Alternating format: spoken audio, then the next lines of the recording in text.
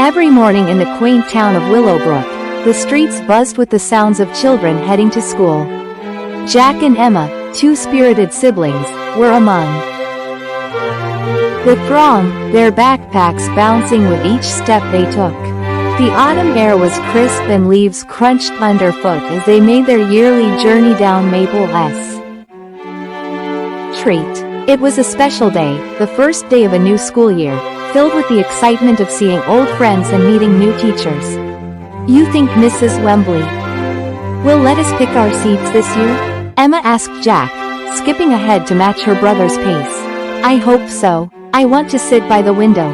Last year, I was stuck in the middle where I couldn't see the big oak tree," Jack replied, his face scrunching as he remembered. The schoolyard came into view, a kaleidoscope of yelling kids, soccer balls flying, and jump ropes swinging. The bell chimed, like a familiar song, calling all the children. Emma squeezed Jack's hand before they split to join their friends. Inside Mrs. Wembley's classroom, walls adorned with colorful posters and shelves brimming with books welcomed them. They got their wish. Mrs. Wembley let everyone choose their own seats this year.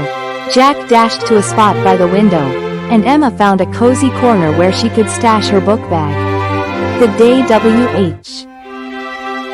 is by with lessons about planets in science and multiplication tables in math. At recess, the siblings shared their adventures and plotted their afternoon homework session at their treehouse. As the school day ended, they regaled their mother with tales over cookies and milk. The routine was comfortable, their laughter easy, and their hearts full. School was not just a place to learn. It was where adventure awaited, friendships blossomed, and every day promised something new.